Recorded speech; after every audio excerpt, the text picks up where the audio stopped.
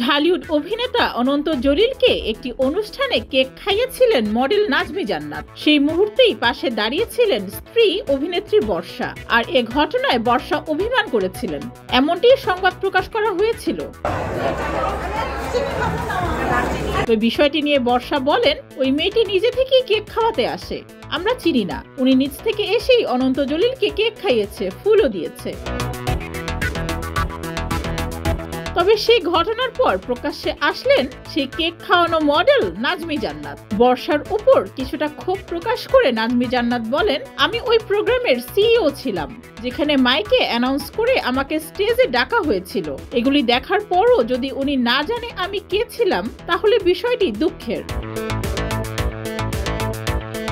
বর্ষার উপর ক্ষোভ প্রকাশ করে নাজমি আরো বলেন, এরপর যখন কেউ প্রোগ্রামে যাবেন তখন যেন তারা জেনে যায় তারা কার সাথে স্টেজে উঠেছে। প্রোগ্রামে গেস্ট হিসেবে যাবেন, আপনার এতটুকু জানা উচিত। নাজমি জান্নাত বলেন, অনন্ত জলিলের ওয়াইফ আমাকে ছোট করে দেখেছিলেন। উনি একটা স্ট্যাটাস দিয়েছিলেন, ওই মেয়েটা নিজ থেকেই আসে কেক খাওয়াতে, আমরা চিনি না। ওই ব্যাপারটাই গায়ে লেগেছে। অথচ ওই মেয়েটাই আমি, যে ওই প্রোগ্রামের ব্র্যান্ড অ্যাম্বাসাডর ও সিইও ছিলাম। তবে এরপরে বর্ষাকে এ নিয়ে আর কোনো মন্তব্য করতে দেখা যায়নি। ডেস্ক রিপোর্ট, যুগের চিন্তা।